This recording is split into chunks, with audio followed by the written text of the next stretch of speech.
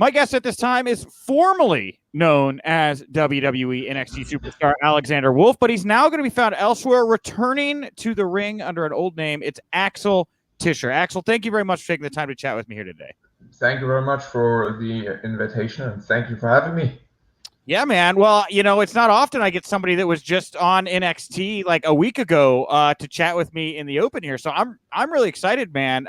Before we get into the journey you've just been on and kind of looking forward, I want to look back a little bit.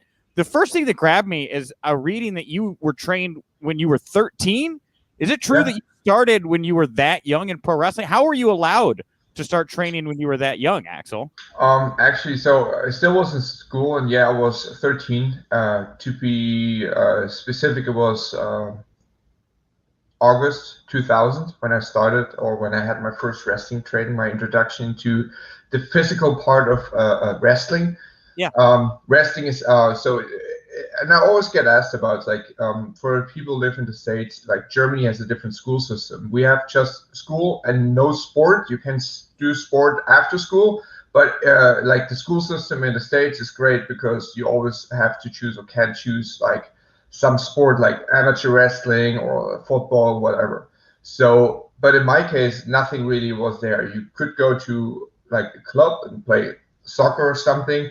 And I did this for a while, and then I lost interest in it. And in that time, my best friend, he got asked by some guys who've been a part of that wrestling club, hey, I heard you and your friends, you're wrestling fans, you want to try it out? And he said, yeah, sure, why not? So we went to that sport venue, like a little sport, excuse me, a sport venue at a school district, and they kind of rented the hall, the room for that, which had some mats for all gymnastic stuff and everything. Sure. So we did not have a wrestling ring, and the whole thing wasn't professional at all. It was kind of those guys trained by some other guys had some seminars in a ring, and then kind of passed on the knowledge what they had, and kind of taught you how to fall, what kind of techniques you can use to kind of do not damage yourself when you take a body slam something, and then just the basics, how to lock up, how to go from this to there. Nothing really specific, but it helped me to start. And I was 13, and my parents, my father was an amateur wrestler before.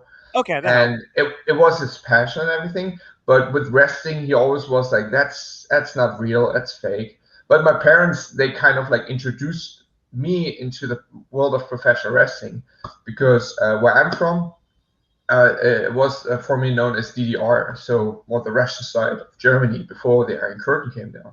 Yeah. And after the Iron Curtain came down, the people in the east side of Germany, they had the chance to get cable television as well.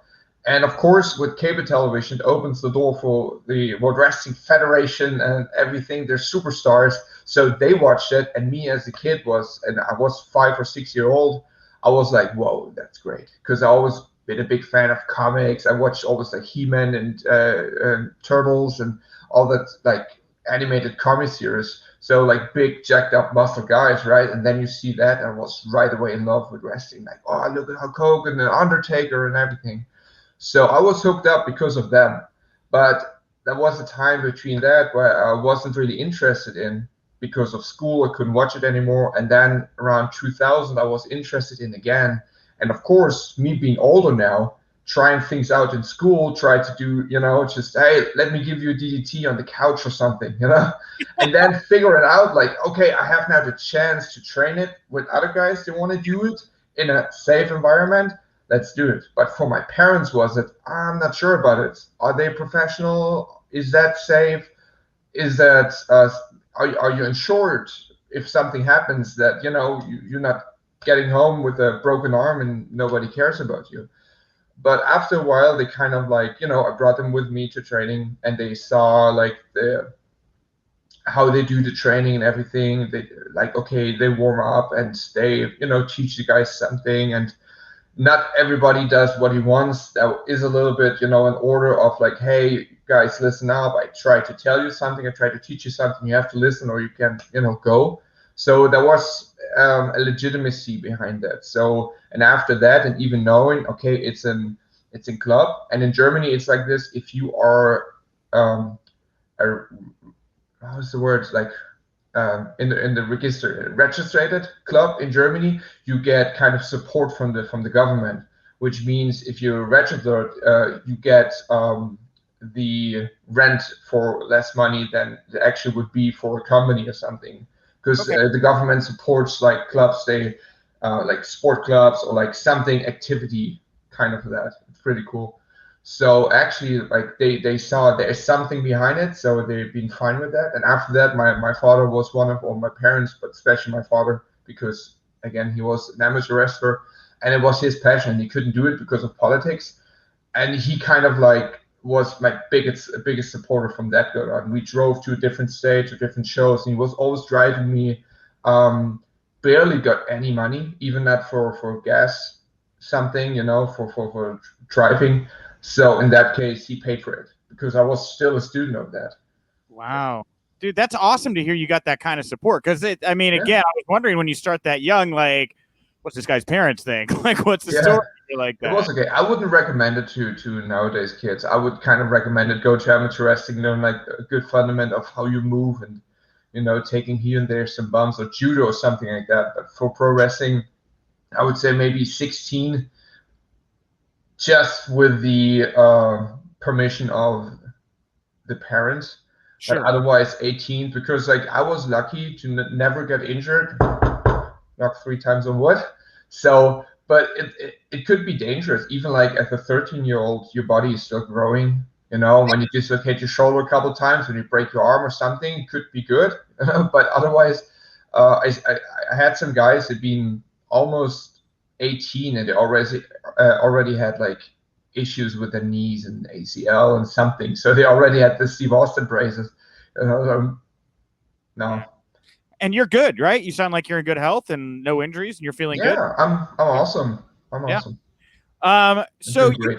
you got brought in, I think around 2015 to WWE initially, but before that, WXW. You were really kind of a part of the boom of the UK independent scene. Like it Yeah. sounds like you were kind of like just there right at the beginning of it, like when it was really starting to heat up. What was your experience like working on the indies over there? Not exactly the boom. I Yeah, missed that. I little. was already signed by WWE in that time. I think the boom was late 2015, but for sure 2016. For me, was I kind of had the experience to start like touring with WXW, the biggest German company in Germany, Okay. because otherwise you had different places where you had promotions, but always the German market was famous for like the 80s and 70s, where they had all like the tournaments. And then after 2000, it kind of picked up slowly again. Mid 2005, 2006, you had like more promotions which promoted more shows in a professional level, flew in like guys like AJ Styles, etc., Sure. to have like kind of spotlight on there. And then I think around 2010, WXW picked up a lot of steam with promoting bigger shows, like 16 Carat always got bigger. Yeah. And then 2014 or 2013, I'm not sure, WXW, and I would like to use the phrase we in that time, we started touring. We went, so WXW main base is Oberhausen, which is in the west part of Germany, and we started like expanding. Like we went to central Germany, North Germany, East Germany, South Germany, not so much after, but when I was gone, they did some shows in Munich and Nuremberg. But the majority of kind of like Northern and East Germany was scheduled for shows WXW. And then 2015, there was a schedule where they had around 70 shows across Germany, Man. scheduled, planned, and probably did them on a good successful rate. So, and also like a different concept. Sometimes you had like a guy in a town who wants to have a wrestling show on their village fest or whatever. So they kind of sent like the product which the promoter of the village fest would pay for it. So they had like a very smart booking schedule for that. Yeah. Um, but the boom was 2016. I would love to Oh, well, I was be a about part to of say, that, but but you were kind of part of like the build too. I mean, you obviously got signed because you were doing very well and were on their radar. But like yeah, you were feeling the momentum. Is what I guess I'm yes, saying, that yeah, it was about to pop right when you came into yeah, WWE. Yeah, yeah. I missed a lot for sure, yeah, which is okay because again, I got the opportunity to work for WWE, and that time it was for me a lottery win. You know, so I got the contract, I signed it, no doubt, no asking or something. I told them like, hey, sign right away, because again, for me it was something I never dreamed like to achieve.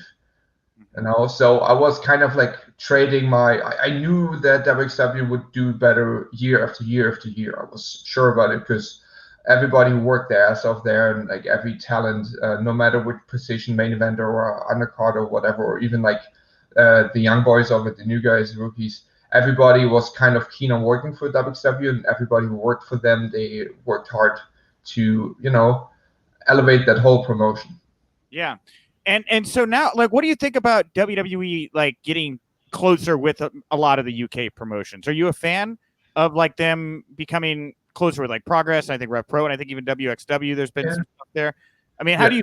do you wish they had more independence? Or are you a fan of WWE kind of working with the UK indies like they have been? I think it's smart on both sides, Yeah, because you see the business aspect. Of course, that's good for WWE, because NXT is not anymore the development brand it used to be. It's right. now the third brand. Is that what they promoted? But also, you have a whole card of amazing wrestlers, one of the best wrestlers in the world, signed to that brand, which is not developmental at all. But also you have a lot of like new guys assigned to that, but they still train in the performance center. And also it's all about the resource of having new talents, because we not get younger, we all get older, especially in the business of professional wrestling. You need to have a pool of resource talent which you can kind of like shape and polish up to become the diamond you want to present on your show.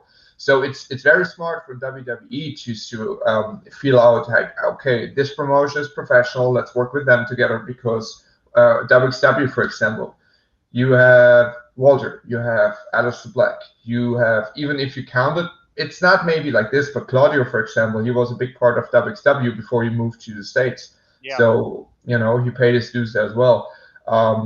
Marcel Potel, formerly known as Axel Tischer Jr., myself. So you have a handful of people who already get signed by WWE, and of course they want to work together with the promotion they are associated with before they're signed.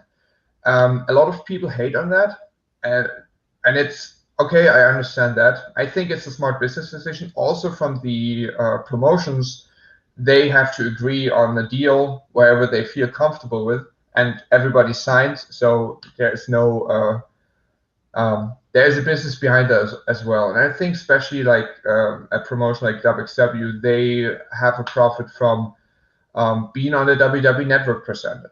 yeah, So getting more eyes internationally. Everybody knows, if they are familiar with the wrestling scene, everybody knows about WXW. Everybody knows with Progress and ICW. But they probably made a good deal, and they get more exposure, because it's nothing gets really bigger than the marketing of WWE so far. And so for you having, because so you obviously or you're wrapping up with the company, right? Like I guess your Yes, deal is up June 15th, I think is what you said. And then correct. so are you technically still under WWE contract as we're having this conversation right now? Or Yes, I oh, am. okay. Well, that's a change of pace.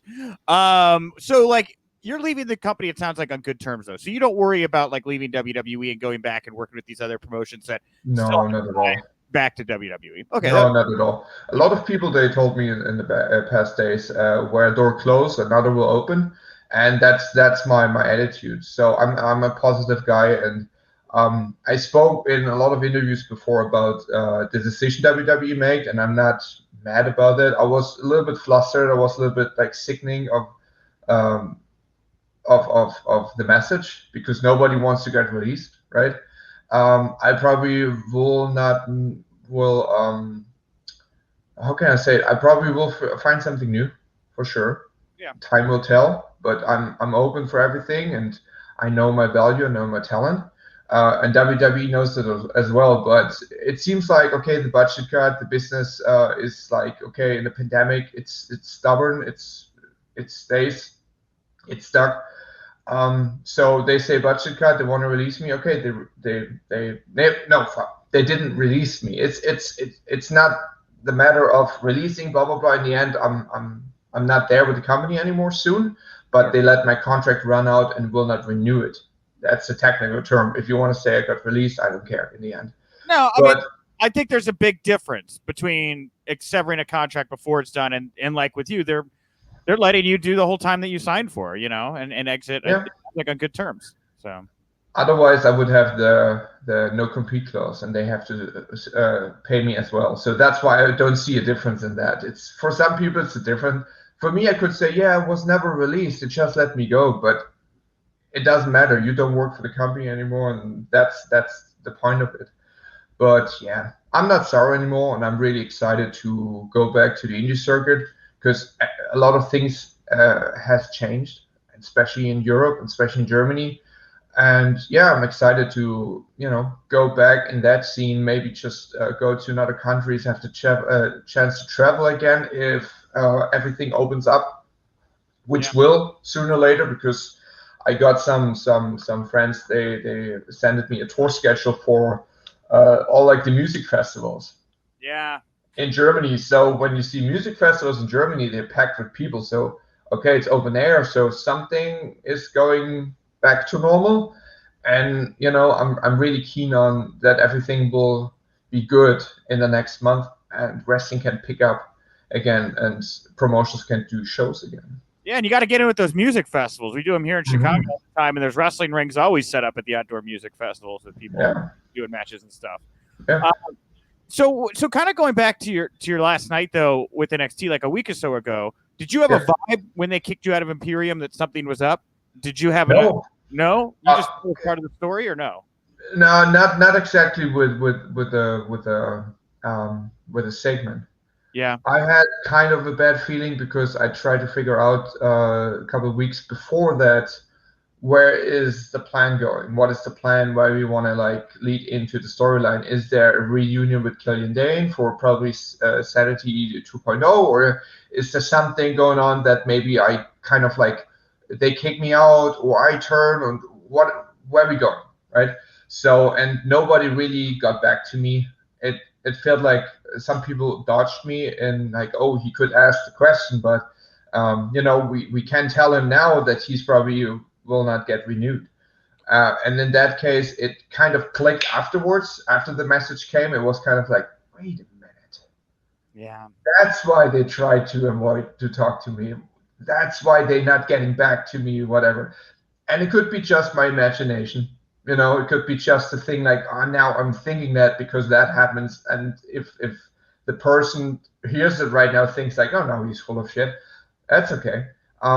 The angle was all right in that part. I hated the time limit for that. I wasn't keen on 6 minutes, but you cannot do anything about it.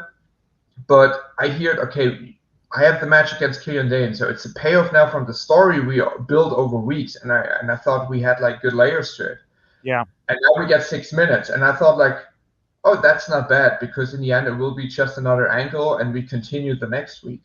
So and then the decision was okay, Marcel and Fabian to turn on you. So oh, that's quick. I thought like we could put more layers in the whole story until maybe Walter is back on NXT US, and we can explode everything and blah blah blah. So you could build it up a little bit more, but whatever. yeah, That's what they want. That's what they get, and we always give 100%.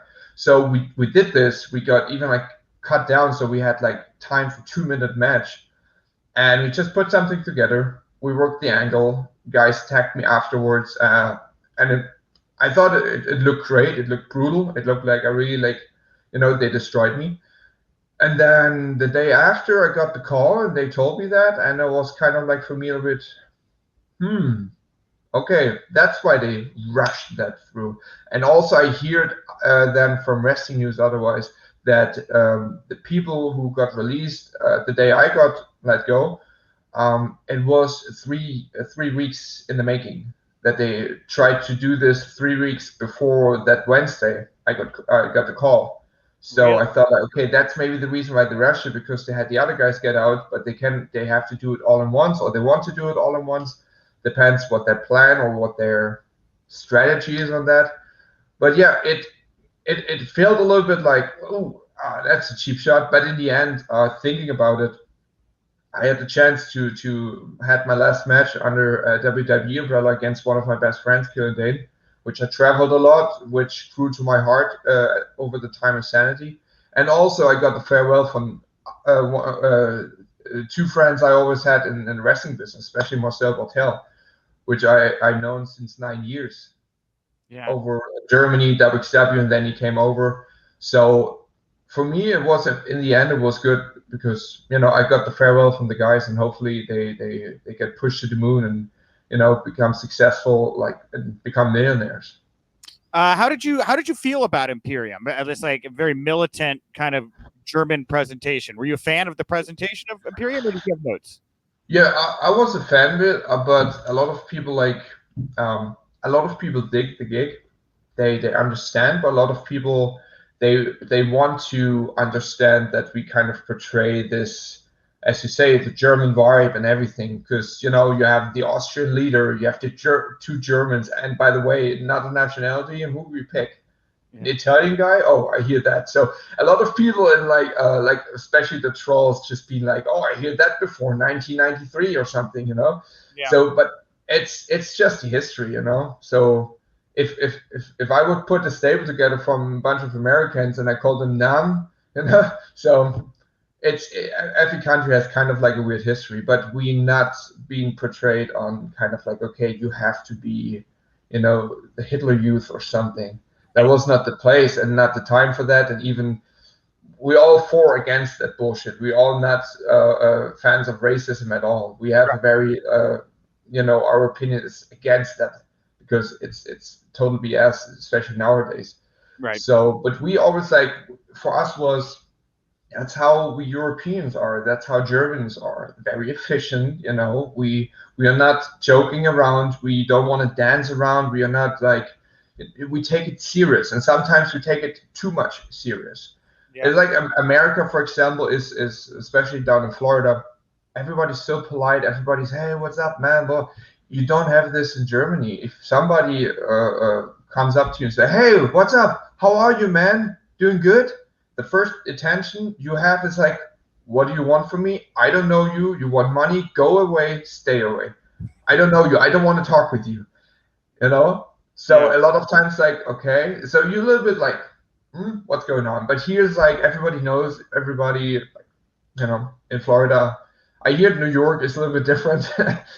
So, Yeah. but that's different, and so are we try to make a difference. We try to do something where people get behind it, understand it, like it or dislike it, depends what the reaction is. But our intention was never to portray something what happened years back Sure. in the German history. And Right. also, Imperium is basically Ringkampf, and Ringkampf was created by Marcel Bartel, Walter, and myself. Which is a brand, right? Yeah, which is a brand, or was a brand. Yeah. We start like thinking about that January 2015, and after I was gone, we produced the first shirts. I just brought them out, and then Walter, Marcel, they picked up the steam on WXW with the characters, and they kind of like framed the whole act, and they framed the whole act also with including Timothy Thatcher. So even I was a part in it. I was more a part behind the curtain because I was signed by WWE.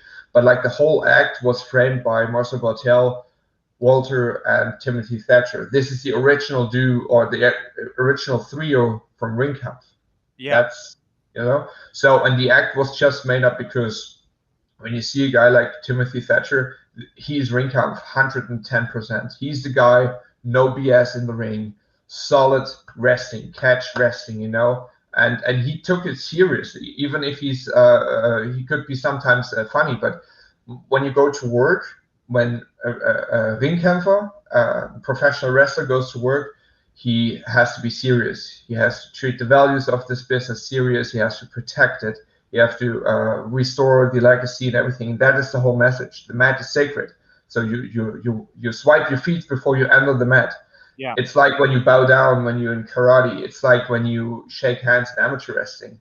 It's like when you knee down and just doing BJJ, the bend over, the bow down. Sure. That's the basic principle of professional wrestling to us, and that's why the message and everything was so clear, and like people got it, people stood behind it. So that's why Imperium was and still is very special.